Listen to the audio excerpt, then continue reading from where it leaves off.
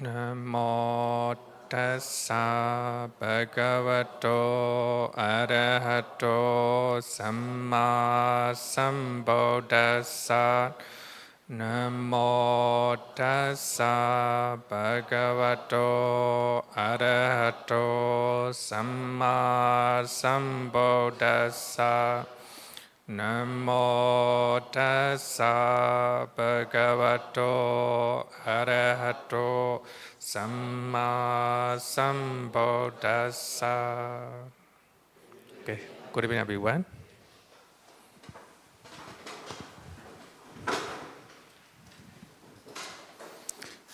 Last week we talked about the Akasina. We purposely made 10 inches earth, right? Circular earth. Then we look at that one, not from far away, maybe, neither far away or too near. Then by looking at that Akasina, Patavi Kasina, then you recite in the mind. Patavi. When the mind go away, then try to bring back your mind to the meditation object. So then by looking at that kasina, so that object appear in your mind. Then try to recite in the mind again. Patavi. In English, earth. Then ultimately that kasina object or nimitta will change to a bright and shining circle. So then trying to focus on that nimitta, the moment your mind just stick to that meditation object, nimitta is shining and luminous circle. Then you're trying to extend, or you're trying to enlarge, or maybe you're trying to contract, right? Contract according to your wish. Ultimately, the first step is the 10 inches luminous and shining circle. Then you can extend up to maybe 1 feet, 2 feet, like that, 10 feet, even the size of Singapore. And you're trying to make it smaller, trying to extend, trying to make it smaller. So by using that nimitta, you are, training your concentration, your willpower. Then if you wish, you can extend up to the size of this planet, our Mother Earth. Right? Then when the mind is not going away, when the mind lock in that nimitta, then you no longer have any 5 hindrances.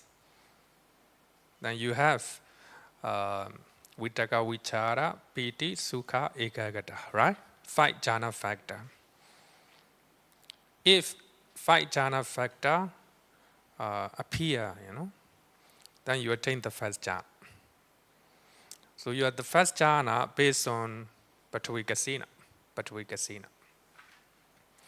Then if you want to attain second jhana, so you need to increase your concentration, your mindfulness. Then you don't need vichara. You don't need vittaka and vichara. So you don't need to purposely bring your mind to the meditation object. And you don't need to hold the meditation object because of your very powerful concentration. So as soon as you close your eye, then that object, nimitta, Patavi Kasina, will appear right away. The mind will stick to that nimitta. So when you don't need Vitaka and Vichara, then you attain second jhana, second jhana. Then if you want to attain that jhana, so you need to increase your mindfulness again, mindfulness and concentrations again.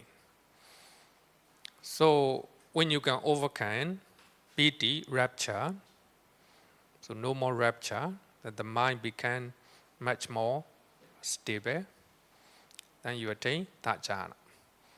Then if you want to attain the full jhana, then you need to increase again, you need to increase your mindfulness again. Then no more sukha or pleasure. So your mind is stable with equanimity. Equanimity. So equanimity and mindfulness. Equanimity and mindfulness. So you don't pay attention to any jhana experience, jhana experience, whether they are good or bad. So the mind just stick to Pathavi Kasina, Pathavi Nimitta, right? So that's the fourth jhana. So the Buddha attained enlightenment based on the fourth jhana. Based on the fourth jhana. In other words, Gautama Prince, how to say that?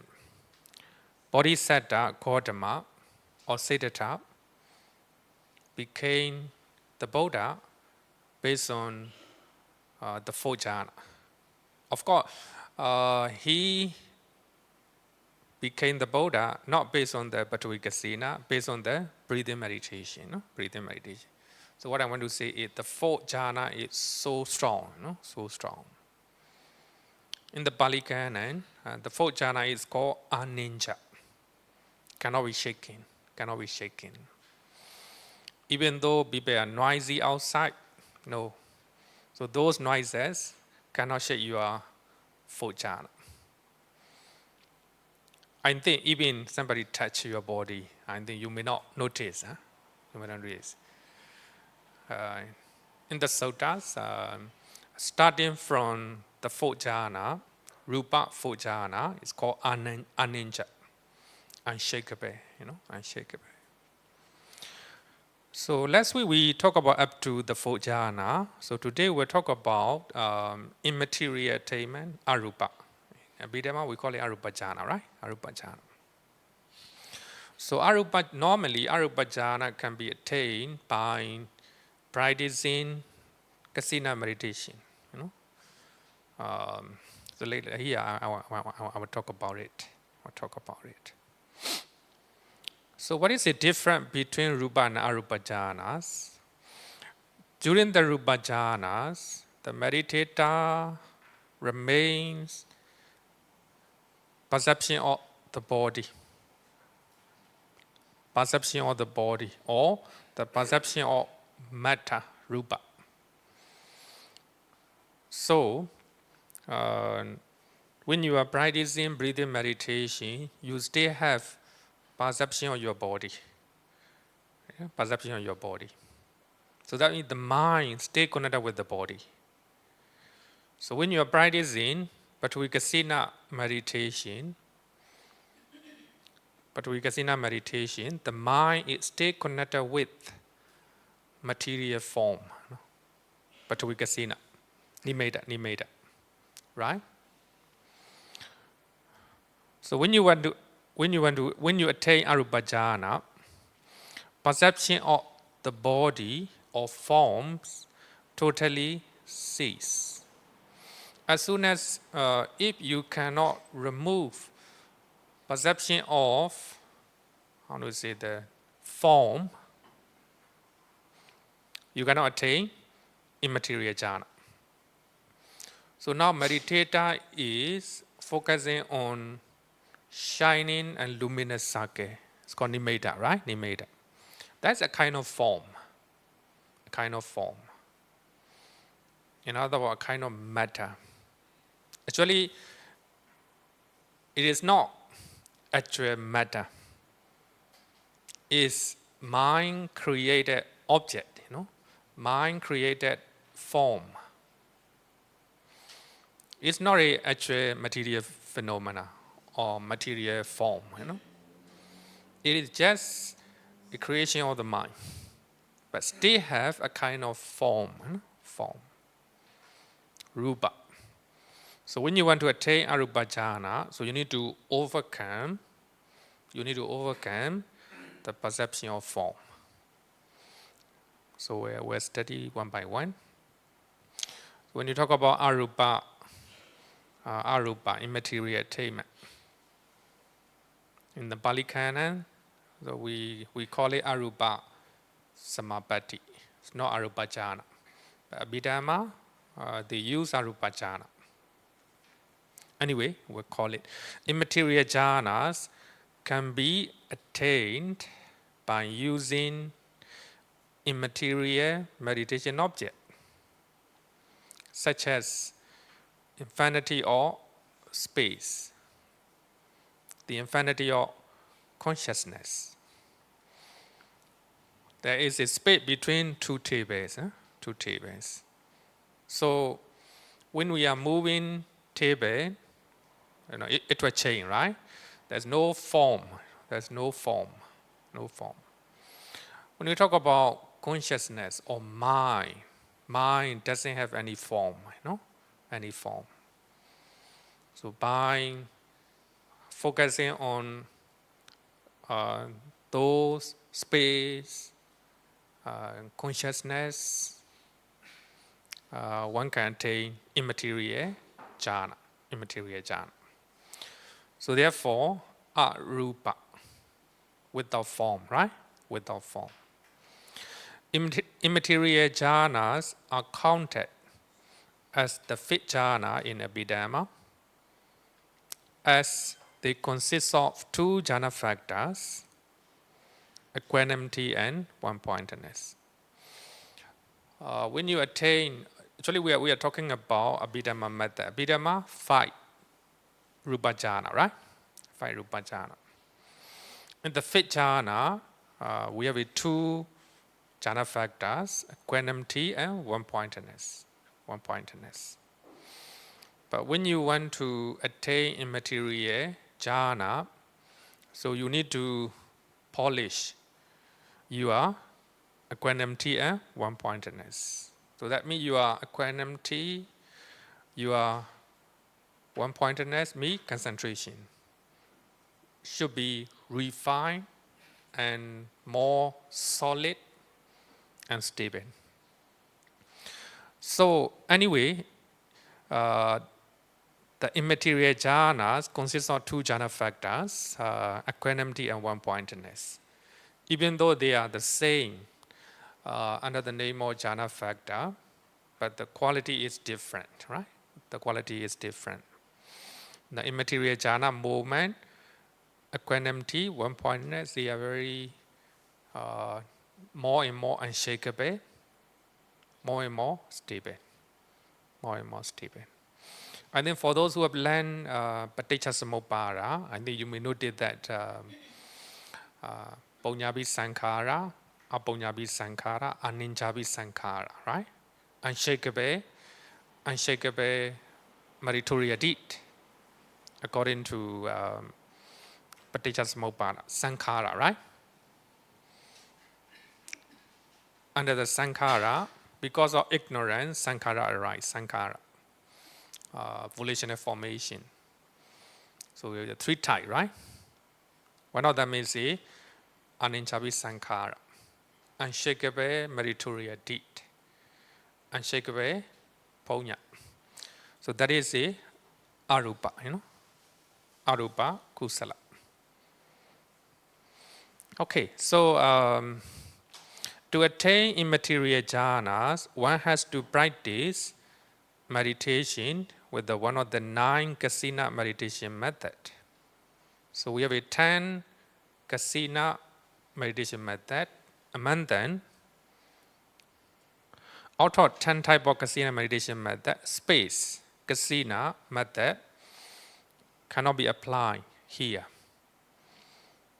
because it is the target of this meditation. So when you want to attain immaterial jhana or immaterial attainment, you can practice 9 kasina meditation method apart from space, right? Because the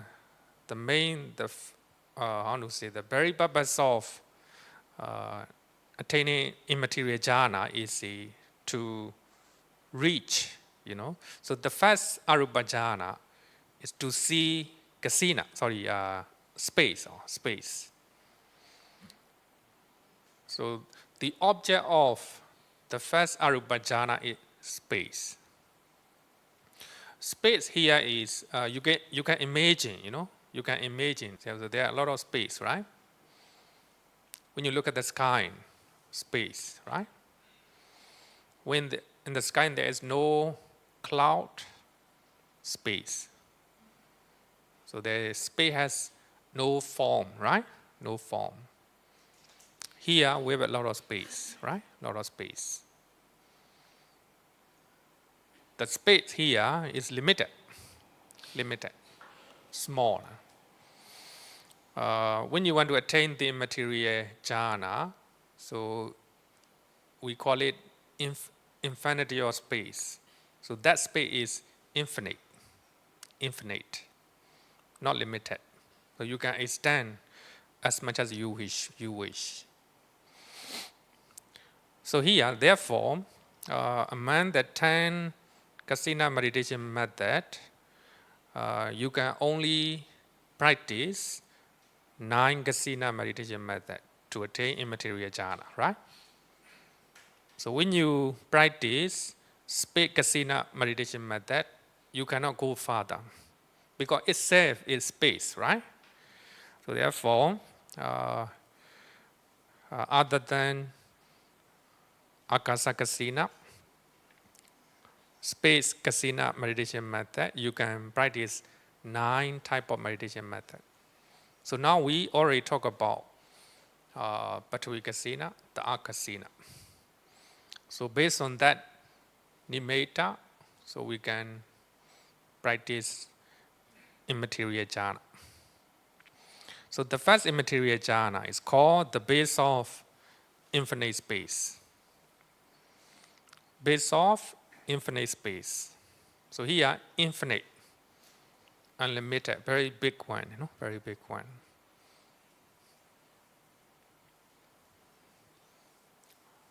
Among the 10 kasina meditation method, we have a space kasina.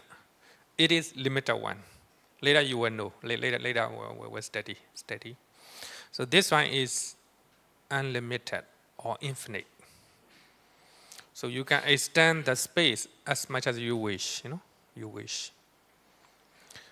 So the Buddha said that in Sutta, for one who has attained the base of the infinity of space, perception of form has ceased.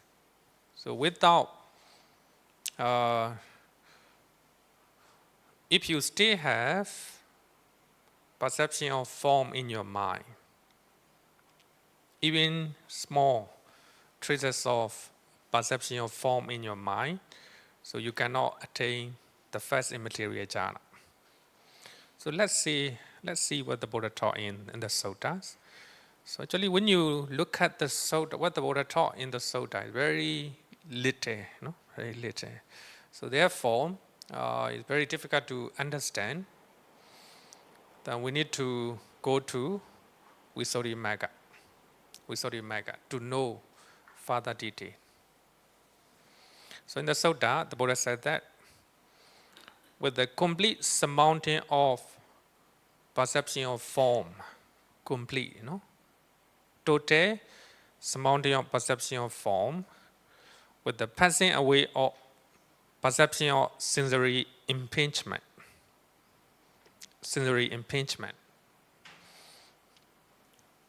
The moment we practice the fourth jhana based on Pathavi kasina, right?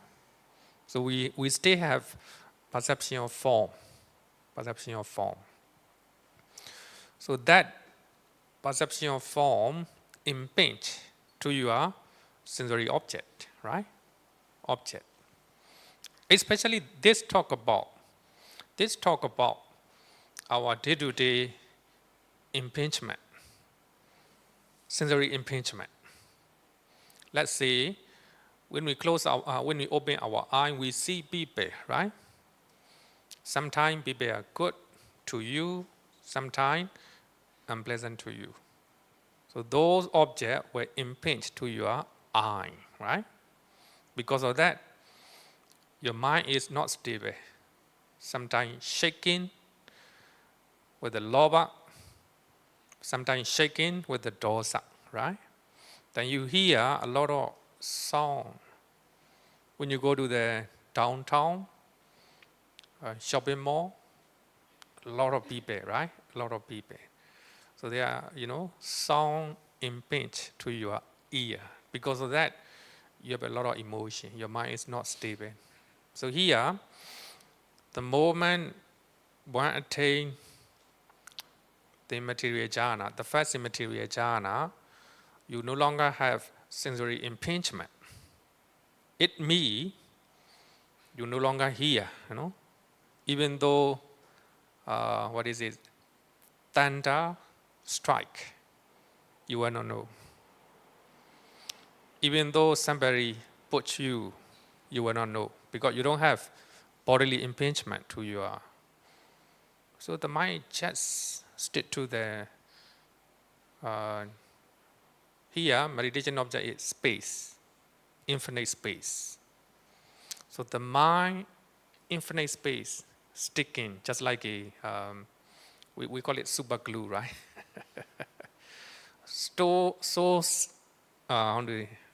Touching that, you will not know anything. Of course, even you attain the first rupa jhana, you will not hear. So that means when you hear, then you fall down from jhana.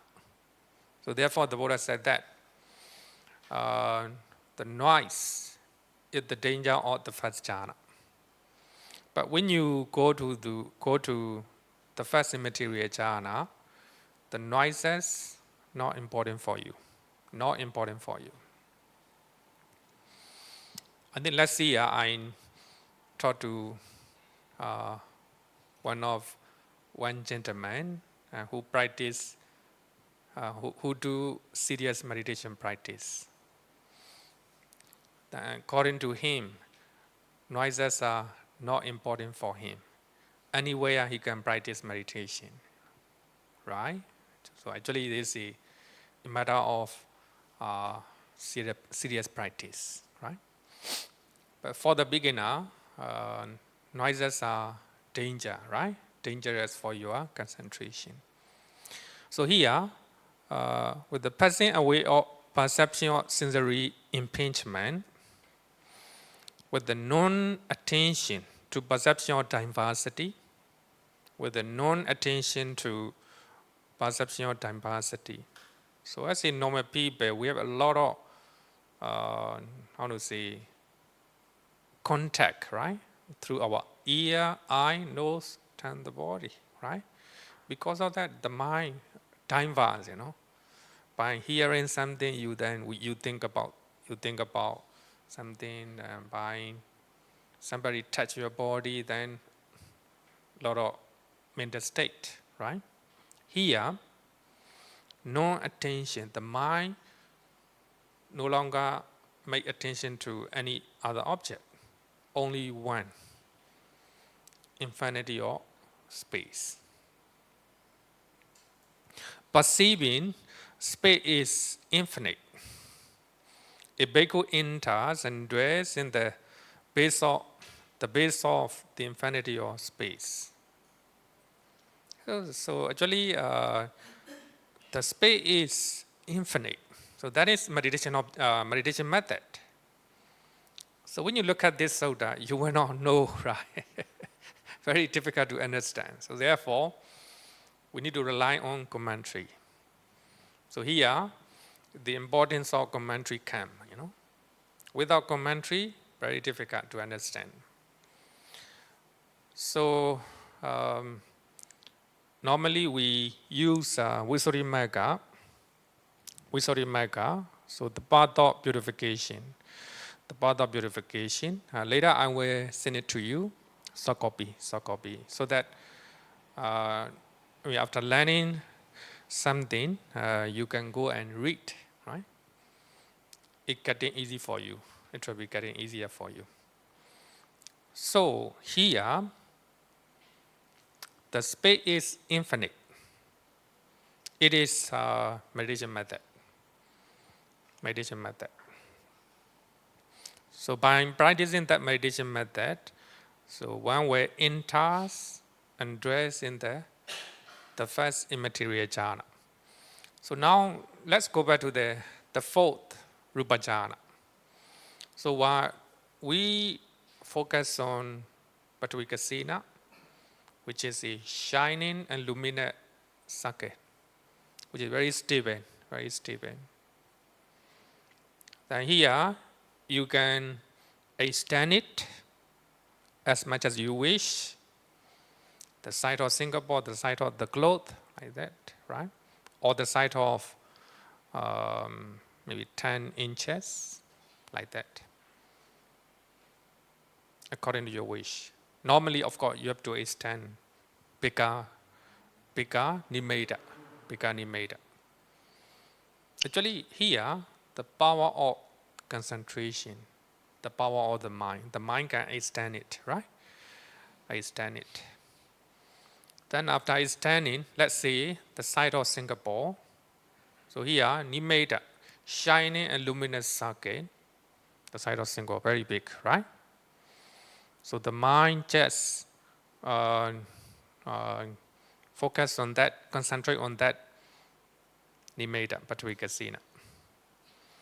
Then here, if you want to attain arupa jhana, you need to remove perception of form, right? So here, imagine that you have the side of Singapore, the nimeda is the side of Singapore. It is a kind of form, right? Kind of form, shining and luminous circuit. Then, if you want to attain arupa jhana, so you need to tell your mind. You need to tell your mind, this is infinite space. Space is infinite. The space is infinite. So you are telling your mind to imagine nimeda, Pattavika, as a space. As a space. A kind of programming your mind, telling your mind the nimeda, Pattavika that you are concentrating on is a space. You're telling your mind again and again, thousands of times, millions of times. So concentrated mind is very powerful. So therefore, by telling your mind, this is space, this is infinite space, then the mind ultimately overcame perception of form. It became infinite space in your mind. In your mind. So the moment you no longer have perception of, slight perception of Pattavika or form, then the mind start to think, this is infinite space. Earlier we imagine, we trying to, not imagine, we trying to extend, right? Nimeda up to the side of Singapore. Then now you're telling your mind, this nimeda is space, space, space. Normally we talk about like some magician, right? Like a David Copperfield, right? Trying to remove aeroplane, aeroplane. I heard that even he removed Great Wall, right? Great Wall. Similar thing, right? I don't know, is magician, right? So here is, we are trying to tear our mind. This is infinite space, infinite space, infinite space. That the mind start to think it is infinite space. So it became space, no longer form, right? Just like a David Copperfield trying to remove aeroplane. So we are removing shiny and luminous circuit form. Then the moment you completely overcome the perception of form, the moment it became space, circle of space, then you attain the first immaterial jhana. So the mind just focus on that. The mind just, focus on or contemplating on infinite space, infinite space. So the mind is so stable. The mind is unshakable that no sensory things like a sound, smell, and anything cannot shake your mind. So stable. So why we are doing that? Why we are trying to attain arupa jhana? The main purpose is to perform miracle, to perform supernatural power. Supernatural power. Later I will, the reason why we are practicing Patavikasina, water kasina, like that, fire kasina. So later we'll talk about this from Visuddhimagga. Okay, so this is the first immaterial jhana, the base of infinite space. So any question? Here, microphone. Here.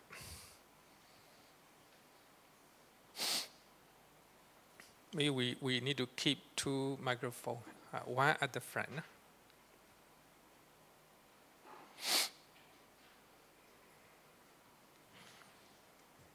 So this is a space is infinite. Nando akaso, nando akaso. You can tell your mind in English, or you can tell your mind in Pali, or in Mandarin. It doesn't matter. So the main thing is you are telling your mind. In other words, we always programming our mind. We are trying to programming our mind, like a computer, right? You need to do a lot, again. Okay. Bante, I try to understand infinite space in my concept. Like when you say space, like this space, you can see, you can hear, because this is space. Infinite space is like example, I'm not here, I'm in US. So this space, the form, the sight, the sound, I will not ever hear because I'm infinite in that sense. So that means you are sitting here, your mind is in US. No. Yeah, you can say that. I mean, there is infinite. So if you look at Earth, closely, it is a form within a space. Yeah. So if we fly out as far as infinite space, the Earth doesn't exist. Because it is so small, you can't even see it. It doesn't exist. So when I'm trying to understand the part of formless, so actually there is a form in a space, but it's formless in an infinite space. So that you mean the form is so small compared to the space. Yeah. So that's how. Not like that. Not like that. So yeah, the site of Singapore, right? But we casino. So now we try to extend the site of Singapore. Is the shining and luminous sake. Forget about other space, Okay. or forget about the sky. We are not contemplating on sky, or we are not contemplating on the space between two tables. So we trying to use is at the beginning 10 inches Pachavikasina, right? When it became shining and luminous saga, you're trying to extend with the mind, with the power of the mind. So we create that a bigger shining and luminous saga, so that based on that we're trying to tell our mind, this is space, space, space, space.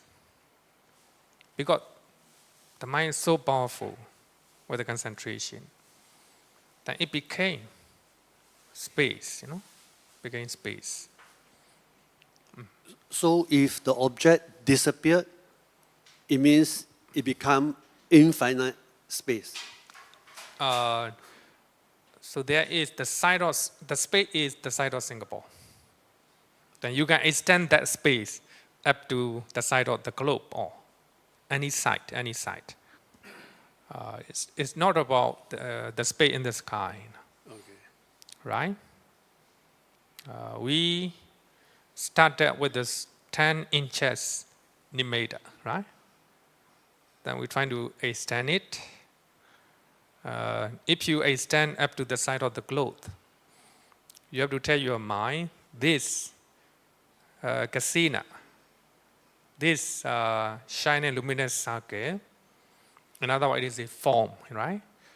This is a space, space, space. Maybe I will give you this is a simpler example, So here I see people, right? See people.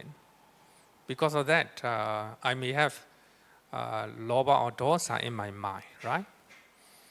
Then if I have stronger concentration, I can imagine nobody here, right? No people, no table, nothing. Then if there's nothing to attach, right? Or nothing to get angry, The Baba is like that. Okay. Okay, thank you.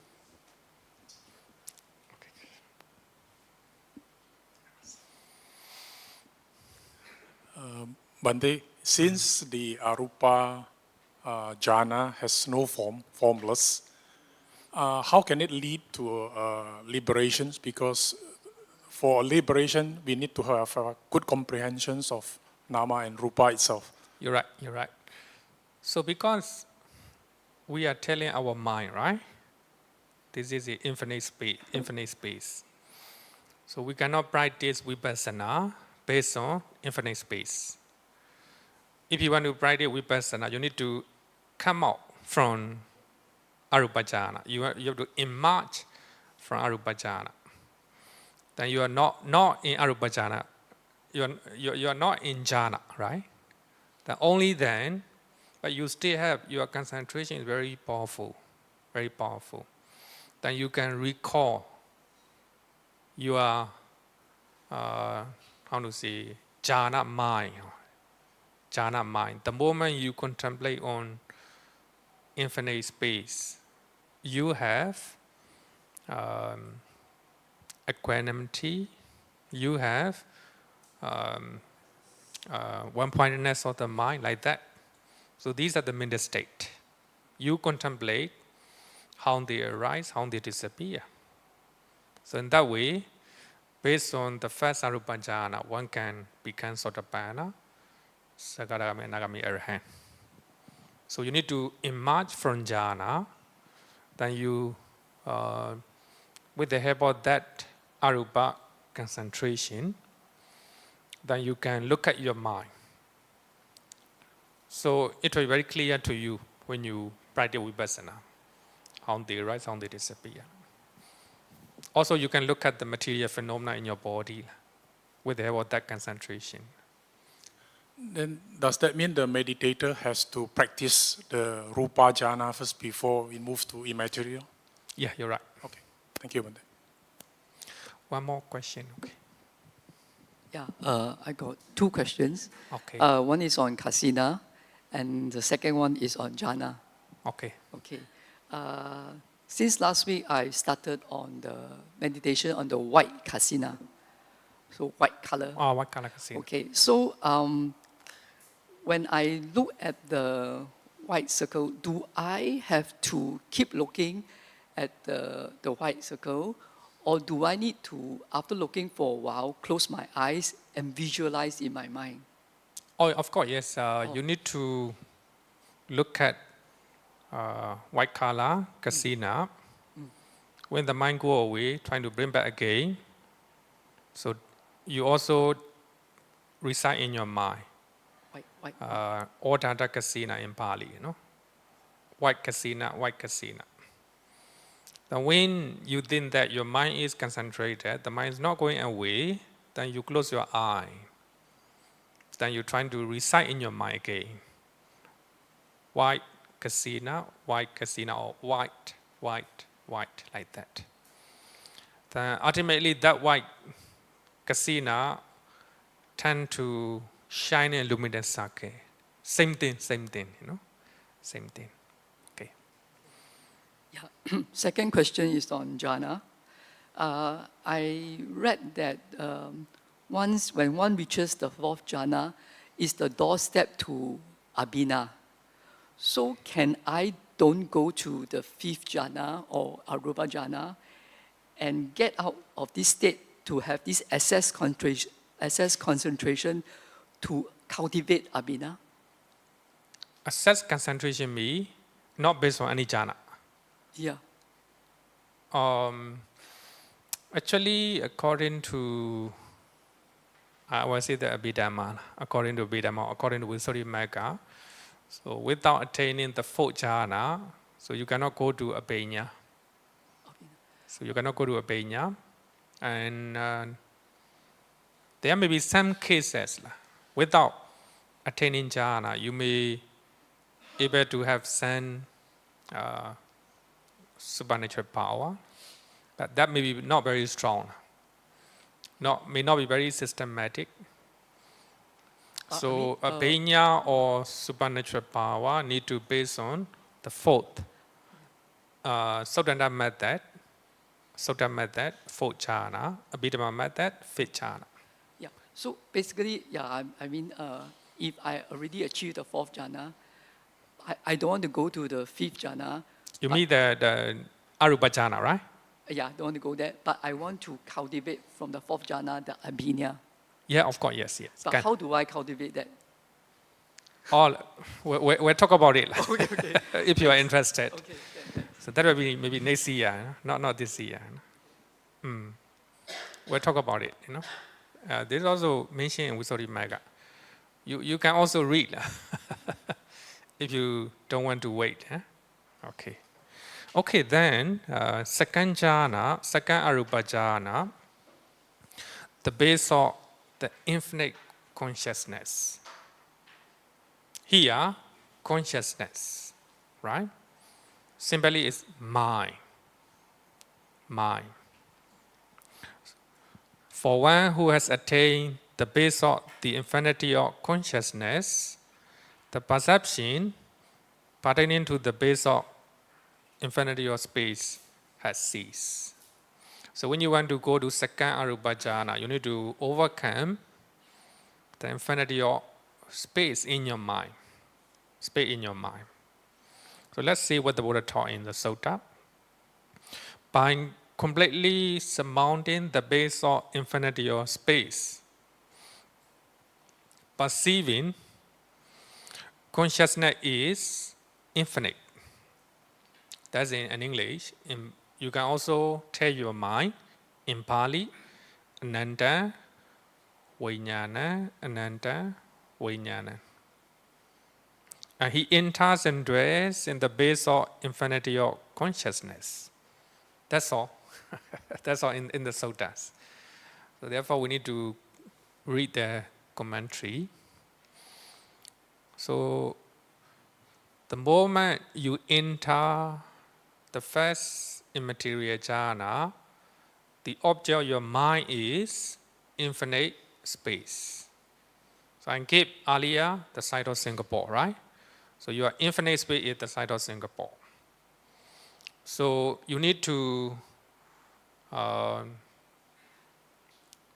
practice to have skillful in the first immaterial jhana. Then only you can go to the second. So the moment in the first immaterial jhana, your mind is focused on infinite space, right? So when you want to attain second immaterial jhana, you need to tell your mind, to focus on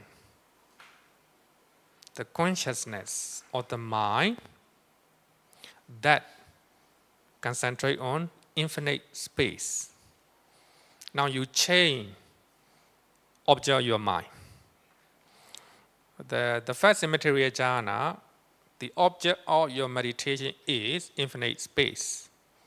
So now, without overcoming infinite space, you cannot attain second immaterial jhana. So therefore, you need to change your meditation object. Then, instead of focusing on infinite space, then you're trying to focus on the mind that know infinite space, right? So the mind that concentrate on infinite space or meditating on infinite space, also infinite consciousness, not in normal consciousness. In our day-to-day life, our mind is not infinite, right? So here, the mind or the consciousness that focus on infinite space, also infinite consciousness. So instead of meditating on infinite space, you move your attention to the consciousness of the mind. So now the object change, right? Object change. So the moment you able to overcome the perception of infinite space in your mind, the moment your mind totally focus on consciousness of the mind that know infinite space, then you attain second immaterial jhana. Right? So now the object of the mind, meditation object of the mind become consciousness. Right? So you no longer have any perception of infinite space in your mind. Right? So therefore here, by completely surmounting the base of infinity of space, so you contemplate on the mind. Ananda Vijnana. Consciousness is infinite. Consciousness is infinite. You focus on, you move all your attention to consciousness.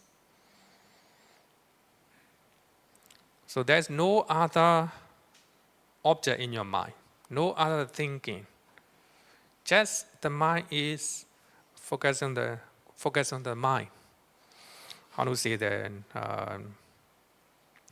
The mind focus on earlier mind, The mind focus on the mind. Very difficult, right? Very difficult. Only that mind,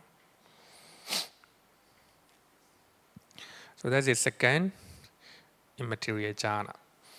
Because the commentary give example of snake. Somebody go to the forest and encounter with the snake. The snake follow him and he ran away, right? Ran away. Similarly, one practice Patavikasina. Patavikasina is material form, right? Material form.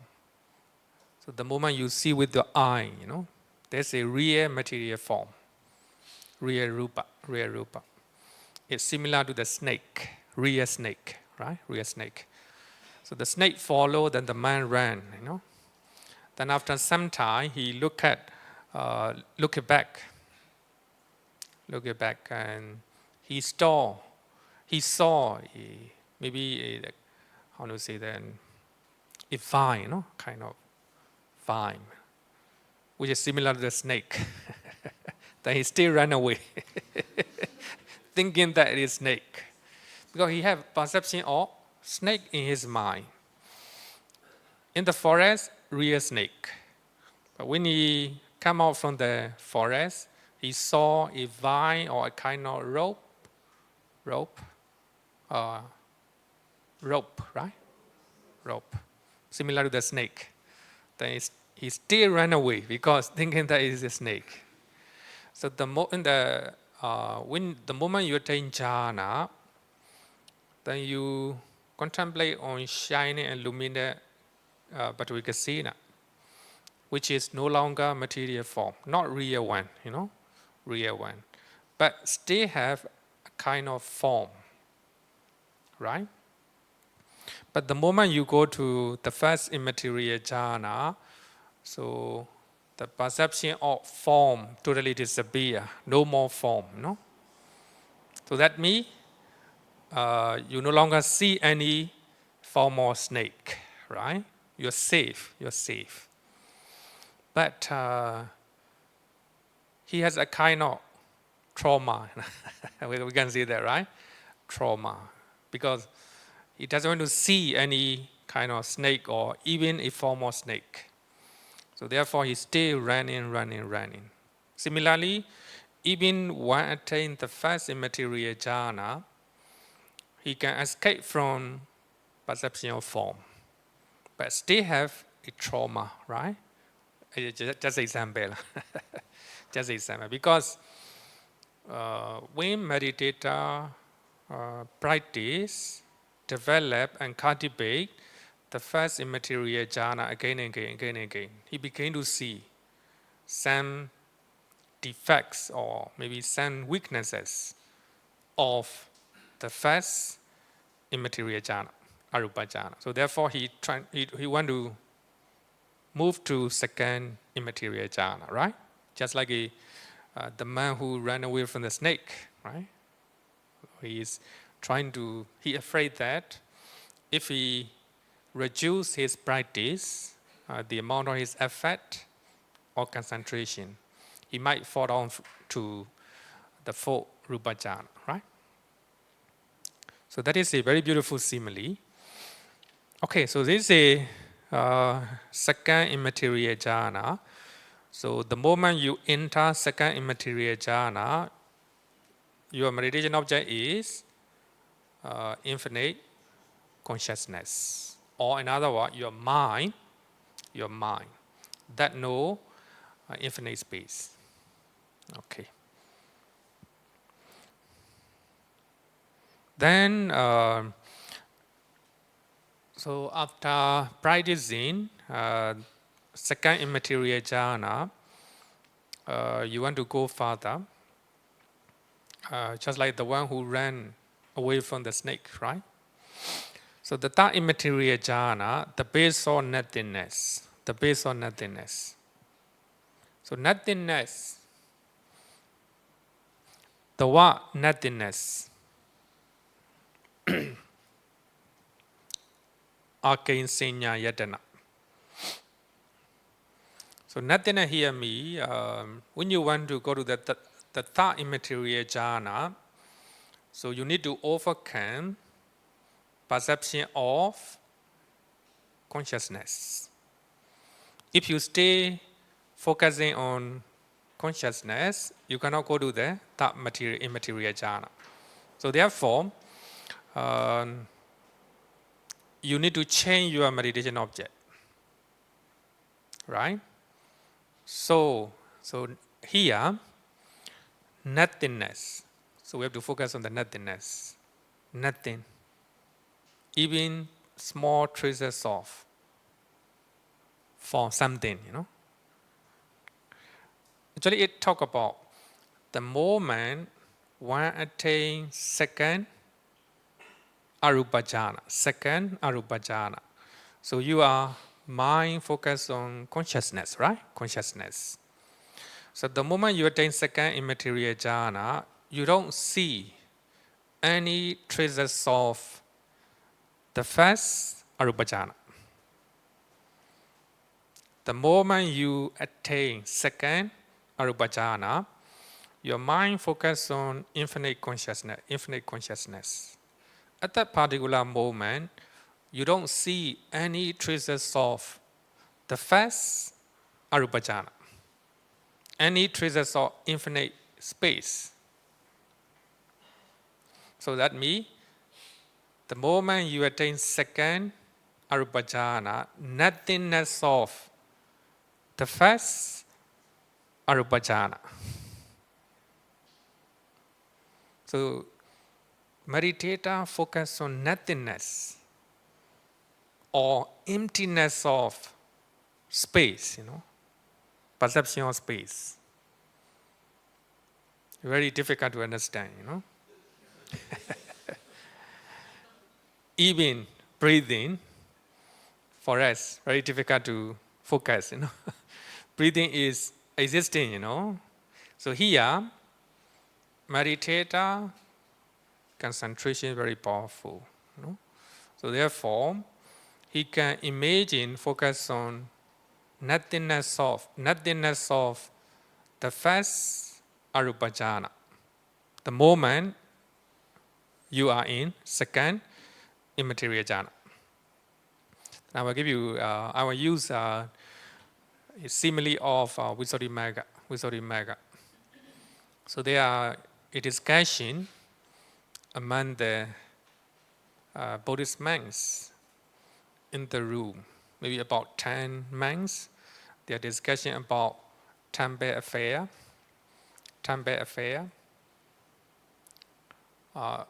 Of course, here we have only four bandits. 4 bandits are discussing in the Mangala hall, discussing about temple education matters. Then Ahi saw that we are sitting. 4 bandits are sitting in the Mangala hall and discussing. Then chairman told him to buy something. The moment he came back, no bandit at all. Right? Nothingness of bandit. The moment he came back. Right? Similarly, the moment you are in second arupajana, you don't see any traces of the first arupajana. In other words, you don't see any traces of infinite space, right? Because the mind is focused on infinite consciousness. So here, the one who want to attain the third immaterial jhana, focus on that nothingness of the traces of the first arupajana. So just focus on nothingness, right? So here, nothingness is not a mind, not a matter. It is concept. Panyati in Pali. It's a mind-made. How to say that? The mind, mind-made imagination. Mind-made imagination, right? So here, the base of nothingness. For one who has attained the base of nothingness, the perception of pertaining to the base of infinity of consciousness ceases. So the moment you focus on nothingness, then you no longer pay attention to consciousness, right? So perception of consciousness ceases, then you attain the third immaterial jhana.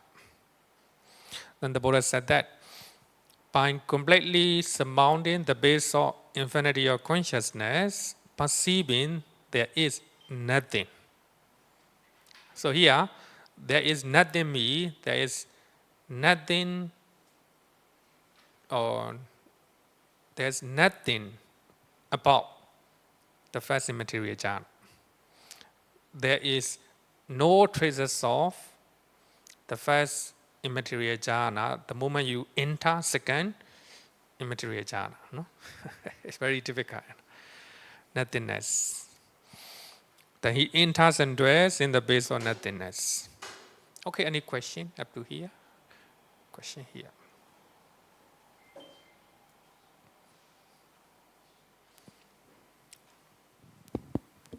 Bante, I understand that Buddha, before he gained enlightenment, from his first teacher, he already learned how to attain up to 6 jhana, which is second immaterial or arupa jhana. Yeah. From his second teacher, he in fact attained the 8th jhana, which is Yeah. the 4th You're right. arupa jhana. But I just hear from you that Buddha gained enlightenment by 4th jhana. And from my understanding, Buddha Parinibbana, he also reached 4th jhana and he went into Parinibbana. My question is that why is it not he attained up to 8th jhana where he gained enlightenment or where he went into Parinibbana? I have another question, but can you answer this question first? Yeah, that's a very. I also am thinking that one for a long time, but long time. We'll go back to Bodhisattva, Siddhartha, Prince Siddhartha, right? Then he went to Alara Kalama, so under Alara, he attained 7 up to here. 4 Rupajana and 3 Arupajana up to here. So Alara said to the Prince Siddhartha, Bodhisattva. That's all I know. That's all I know. That because by that time, the Prince Siddhartha, Bodhisattva, think that this is not what I am seeking.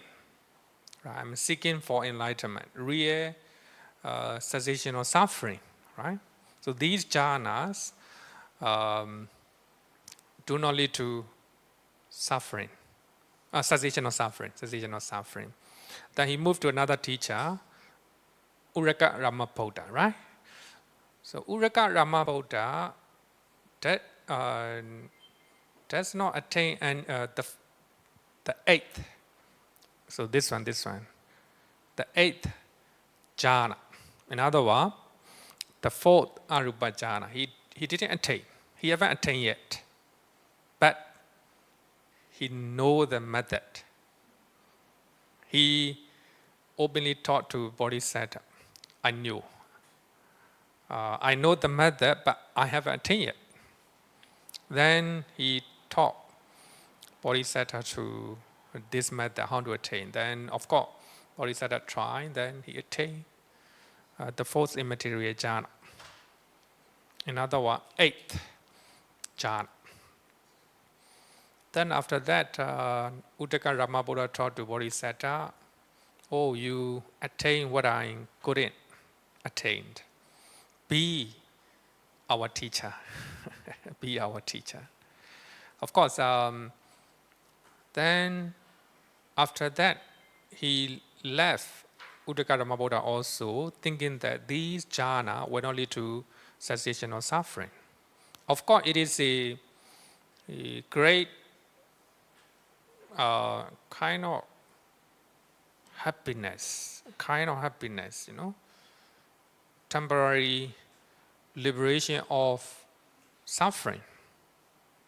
The moment one enter jhana, so your mind is liberated from mental suffering. But the moment you emerge from jhana, then you still have attachment, you still have a hatred in your mind. So you still have a mental problem. So therefore, Bodhisattva left. then he trying to brighten himself, right? But I also have a question. He trying to follow the asceticism, right? A lot of self-modification practices. Ultimately, he began to know torturing his body, torturing his mind will not lead to any liberation, the real liberation of the mind. Then he remember the memory of his child memory, right? When he was very young, he entered the first jhana, the first rupa jhana. Oh, okay. So focus on, remember child memory, but when he was young, he attained the first rupa jhana. So he thought that this might be how to say the trace, right? This might be the clue, or maybe this might be the way to final liberation. Then he started to eat the food. Then after he gained his full body, then he trying to practice the first jhana, second jhana, third jhana, fourth jhana, rupa jhana, not arupa jhana. Then, based on the fourth, according to the suttas, the fourth rupa jhana, then his mind is very clear, crystal clear, like a polished mirror. Then he emerged from jhana, he incline his mind, or he make attention of his previous existences, previous life. Then he see, his countless life. Why he is suffering, why he is having happiness like that. Why he go to heaven, why he go to the hell like that. Then he trying to enter the jhana again, the fourth jhana again. That means he trying to sharpen his mind. Then he emerged from the jhana, then trying to enter to have a divine eyes, so that he can see the life of other people, how people die, how people were born, how they are poor, when they are rich, when they are beautiful, when they are ugly, like that. Then he attained, by attaining, based on the fourth jhana, he attained the knowledge of his previous life, number one. Based on the fourth jhana, he attained divine eyes that has the ability to see the life of other people. And because of seeing these two knowledges, he began to realize cause and effect. Because of that happened. Because of that happened. That's called dependent origination. Knowing the causes of the effect. Then he began to see the Four Noble Truths. Four Noble Truths also causing effect. So suffering arises because of craving, right? Like that. So that craving can be removed by practicing the Noble Eightfold Path, right? By practicing the Noble Eightfold Path, one can liberate from any type of mental suffering. So, because for other people, you already know I'm there. For most people, that's very important. I thought, why Prince Siddhartha did not remember his jhana experience during under the two teachers, right? Why he remember child memory? So the jhana, the 8 jhanas, that he attained under two great teachers, are they real Rupa and Arupa jhana? So I think they are real. They are real. Because by that time, jhanas, normally, jhanas are samatha, just serenity of the mind. So two great teachers, they do not know vipassana. So he may know, right? He may know, they may know the jhanas, they have a unshakable state of mind, right? Serenity of the mind, samatha. But they cannot show to practice vipassana, right? Then I think because of that, he remember child memory. Then child memory are more, I think, I would say that more sharp, more sharp. So in my meditation class, I explain this, my child memory. When my mother died, then I mindful. Of course, there is a tension in my mind. Then my sister called me, and my mother died. There's a tension in my mind. Of course, mindfulness and clear comprehension. So because of that, I can accept the death of my mother. So why I'm in attending puja that night, then I recall childhood memory.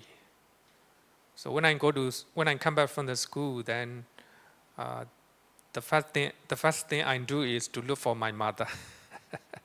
When I do not see my mother, then my mind becomes empty.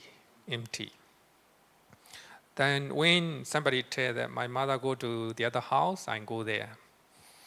So that's a child memory, very powerful. Then while I am attending puja, then I record that memory. The tear came down very quickly, Then I'm trying to be mindful again. Then only the tear stop. So child memory very powerful.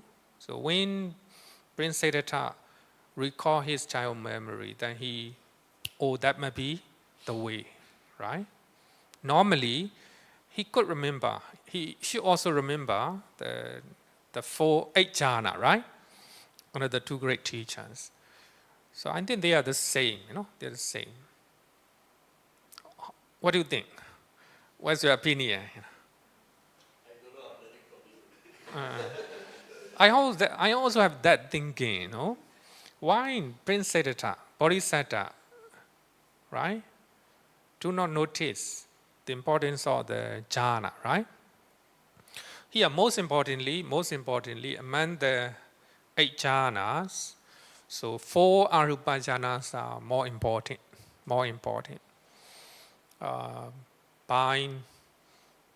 Actually, when we think about the Samma Samadhi, right concentration, 4 jhana, right? 4 rupa jhana. Because 4 rupa jhana, the moment you enter the 4 rupa jhana, so your mind is very easy to contemplate, right? Easy to know. The material phenomena also easy to know. So the moment you enter arupa jhana, so your mental state getting softer, your material phenomena disappear, right? You don't have even perception of form, right? So your mind focus on the space, nothingness, right? Nothingness, and also consciousness. Consciousness is not a normal consciousness, very refined one, So therefore, it is not suggested to go to arupa jhana to get enlightenment. But when we read the suttas, up to the third immaterial jhana, so you can take enlightenment. you enter the third immaterial jhana, to practice vipassana, you need to emerge from the jhana. Then you pay attention to your mind. Then based on your concentration, you pay attention to your material phenomena in your body. Then you can practice. But after attaining arupa jhana, the mind is very settled and also, right? Very difficult to know, right? So therefore, the Buddha said that you cannot practice vipassana based on the fourth immaterial jhana. Because this jhana is so settled that it's very difficult to see whether you have mind or not. Very difficult. So therefore here you see that the base of neither perception nor non-perception. So that means meditated in that you no longer have mind. So here the Buddha used the word perception, sanya, and niwa sanya, nasanya, sanya, just sanya, perception. Not only sanya, also feeling or everything, the mind. So the moment you enter the fourth arupa jhana, so you think that you no longer have mind.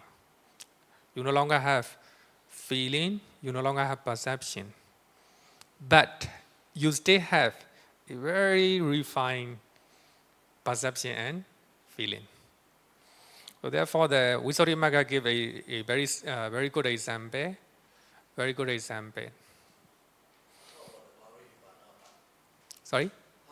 Parinimana part. Because from what I understand, Buddha before he parinimana, he Yeah. actually went all the way first to 8 jhana. But he went down the first jhana, go back to the 4th jhana, and then parinimana. So this is the reason why I'm also wondering, why is it so? The Buddha attained enlightenment after emerged from the 4th jhana, right? Is it sure? Because I forgot. Yeah, is it? Okay, it's very interesting, because so the 4th Rupa jhana is I think very powerful one. Very powerful one.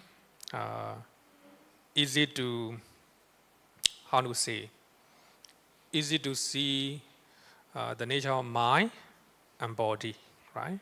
So when you go to Arupa jhana, so not easy, right? Not easy. So actually, sorry that I don't have an idea. I have no idea about. It's okay. So I don't have no idea about the Parinibbana. Maybe it's because the 4th jhana is very. It creates crystal clear mind. The 4th Rupa jhana, so the Buddha used Upekkha Sati Parisodhi. Parisodhi means purity. So your mind is pure because of mindfulness and equanimity. So that combination of mindfulness and equanimity, then one can attain enlightenment, see the nature of and also one attain Parinibbana based on that the pure mind. Okay, Okay. you see, many of us are doing meditation, we are meditators, right? So we are lay person meditators. Yeah. There are monastic meditators like Yeah. you. Alright? So when we meditate, we may attain jhana. So my question is that in the lay person, we do have defilement. So I reckon the monastic meditator might not have defiled mind or might have lesser defilement. So when a lay person meditator and the monastic meditator, if they went into first jhana, second jhana, third jhana, or fourth jhana, is there such thing that the jhana are all the same, or is there a defiled jhana and a non-defiled and all the way to second, third, fourth, or up to 8. So that's my question.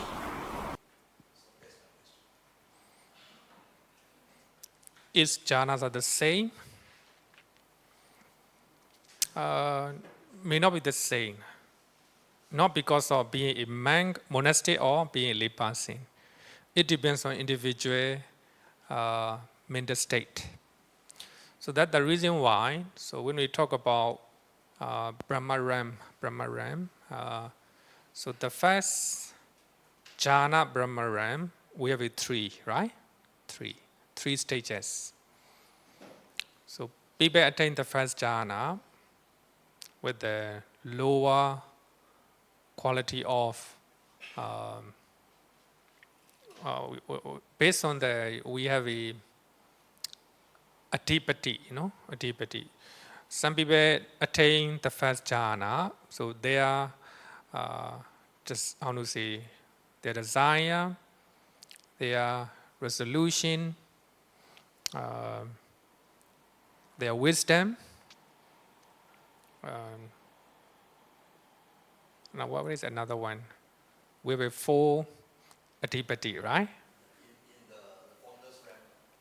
No, I mean, the moment we practice the first jhana, some people may have a stronger willpower, stronger wisdom, and stronger desire.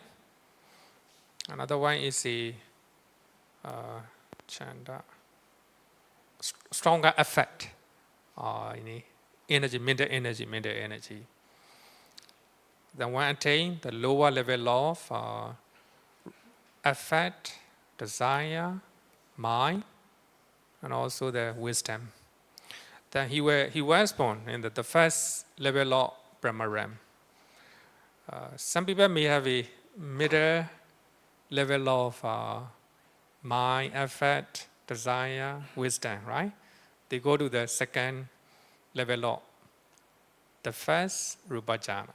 Some people who have a higher wisdom, desire, resolution, and effort, they go to the higher level of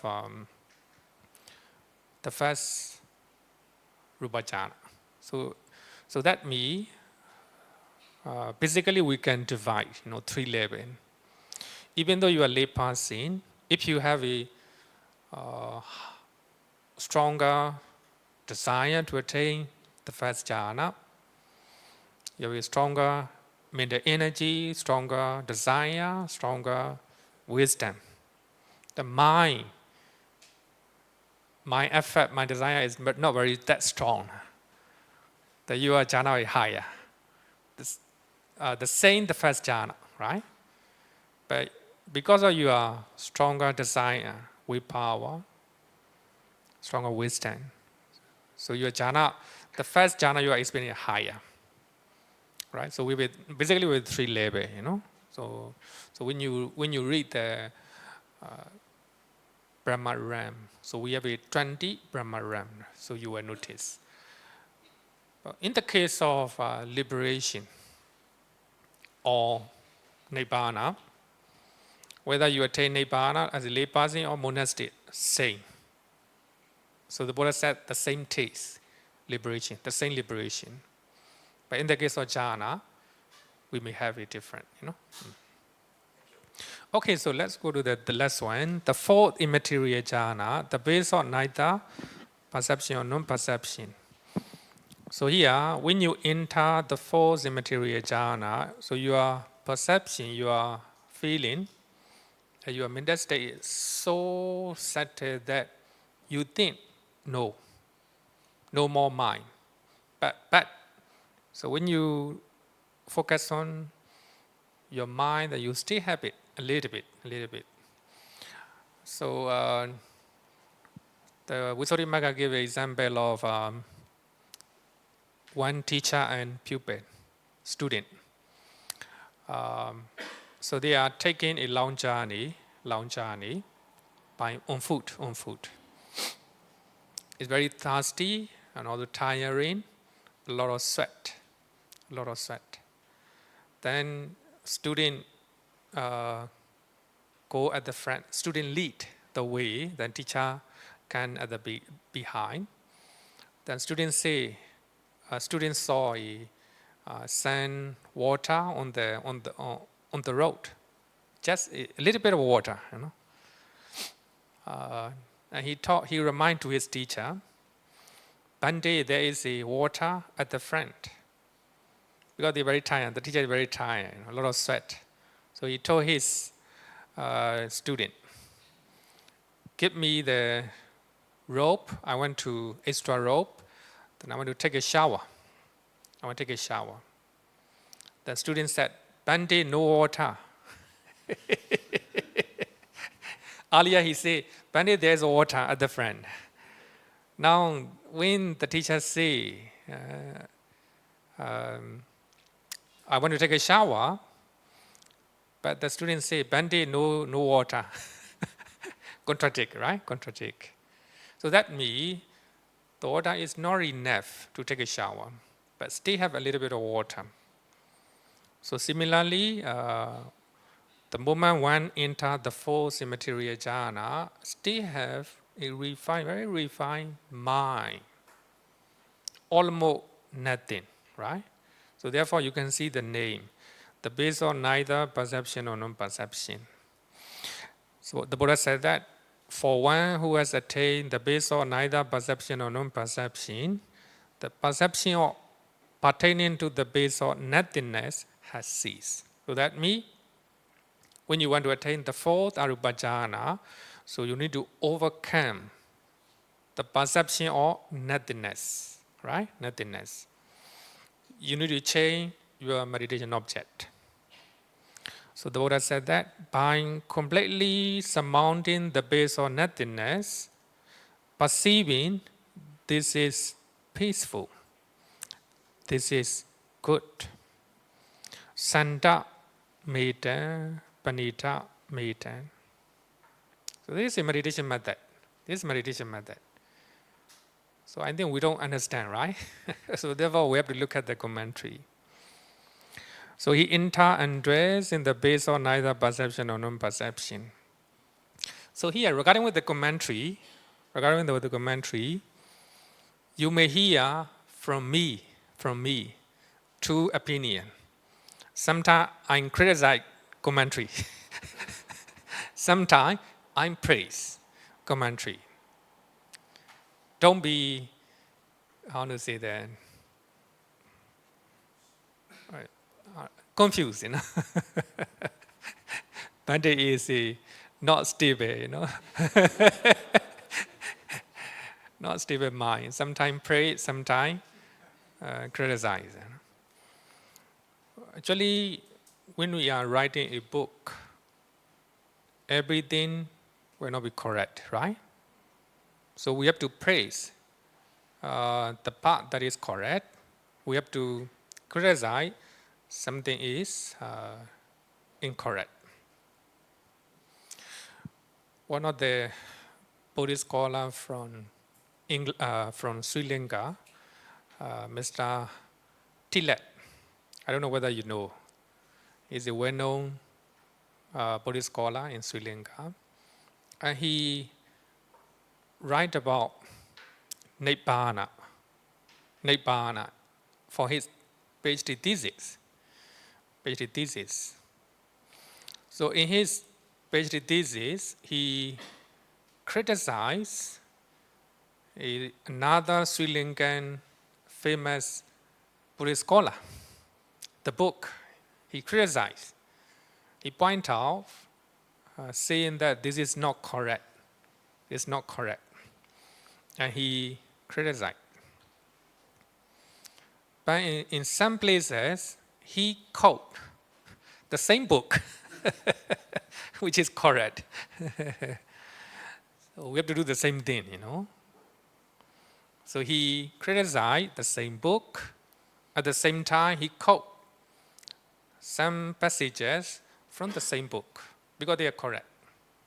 So similarly, when we are learning the commentary explanation, we need to compare with the suttas. So some explanation may not be correct, some may be correct, right? So in the case of the Arupa jhana, so we don't have any clue in suttas. So we have to refer to the Visuddhimagga. Of course, some Buddhist scholars, they criticize Visuddhimagga, even though they see very small one, you know. Actually, Visuddhimagga is very perfect. Of course, not perfect. So there may be some mistake inside the book, but mostly beautifully written. On the quoting, you know, teachings of the Buddha from the Pali Canon. So therefore, we respect Visuddhimagga. So here, so this is a peaceful. This is good. This is a meditation practice. So now you go back to the third immaterial jhana, the third arupa jhana. So the mind is focusing on nothingness, right? Nothingness of the first arupa jhana, at the moment of second arupa jhana. So when you want to go to the fourth jhana, you need to change your meditation method, meditation object. So how to do it? You are praising, the meditator praise the third immaterial jhana, the third arupa jhana. This arupa jhana, the third arupa jhana, is peaceful. So the third arupa jhana is good, praising. Because normally it's difficult to contemplate something which is existing, like a breathing, right? Breathing is existing. But it's very difficult to, contemplate on that, right? Focus on that. But here, the Arupa jhana, the meditator who is practicing, who entering the Arupa jhana, he focuses on something does not exist, nothing, right? Nothingness. So therefore, the Arupa jhana is peaceful and good, peaceful and pleasant, praising, praising. It doesn't mean meditator have attachment to the Arupa jhana, no. But he used it as a stepping stone, as a meditation object, because he want to go to the fourth immaterial jhana. So the moment he changed his attention to praising to the third arupa jhana, this is peaceful. This jhana is peaceful. This jhana is pleasant. Then, if you are doing again and again, then you no longer have perception of nothingness in your mind. Nothingness in your mind. So you are praising, just praising, focusing on the third arupa jhana. Then the moment you completely overcome the base of nothingness or perception of nothingness, then you attain the fourth immaterial jhana, right? So the state of mind is so settled that you cannot practice vipassana. Even you emerge or you come out from the fourth immaterial jhana, your state of mind is still settled. Stay settled. So that's the reason why the fourth arupa jhana is the door to the cessation of perception of feeling. Sanya Virita Nidora. Sanya Virita Nidora. So this is also known as Nidora Samapatti. cessation attainment. The Buddha said that for one who has attained cessation of perception or feeling, perception and feeling has ceased. So that means when you want to go to cessation attainment, so in this attainment, you no longer have any mental state, no mind at all, no mind at all. Even though your body become like a dead body, no mind, no feeling, no perception. If there's no mind, so there will be no movement in your body. Because our movement, because of the mind, right? Our mind, my hands are moving because of the mind, right? If I tell my mind, moving your hand is not proper, not good, then the mind will not shake, right? So that means that no mind, so there will be no movement of the body. So the body became like a dead body. You're sitting. You can sit down for 7 days without mind. Without mind. So there will be no movement of the body, but you still have, how to say, warmness in your body because of your previous karma. We call it kamacha rupa. Material phenomena born of your karma, previous karma. But you still have warmness in your body. There's no movement. No movement. So you will not hear anything, right? Anything. So therefore, when you want to attain such type of cessation attainment, Nirodha Samapatti, you need to get this one, the 4 arupa jhana. So you may think that if I don't have any mind, what kind of pleasure I will have? You know? What kind of good things will I have? So in Nibbana is cessation of feeling. So when you can reduce the amount of feeling, you are closer to Nibbana.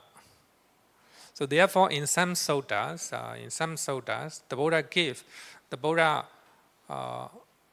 compare jhana experience compared to the experience of the Nibbana bliss. So when you suppose, I will give you a very simple example. So you enter cessation attainment for 7 days, right? 7 days. You don't need to eat. You don't need to cook. You don't need to drink water, or you don't need to take a shower, right? Most of the suffering cease. Even though your wife blaming you, you will not hear. Right? So that means you have a less feeling, less happiness, right? Okay, so when we talk about Nibbana, I already explained about Nibbana, so maybe later I want to talk about this a little bit more. Okay, then let's call it a day because the time is up.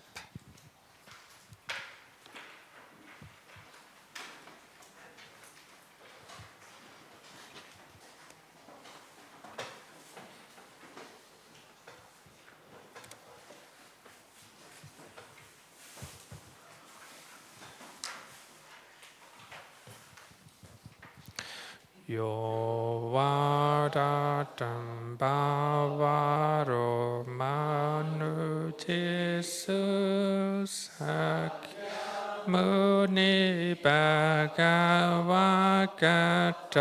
kecho paragato bala vidya samangi tan sukatan saranathamupemi raga viraga maninjama sokan Dhamma masangkatama patikulan Madura mimam bagunan suwipatan Dhamma mimam saranathamupemi Yata charina mahapalamahu Sattu susi supurisa yugesu Atacha bogala dhammada sate sangamima saranathamupemi Sadhu, sadhu, sadhu. Okay, good night everyone.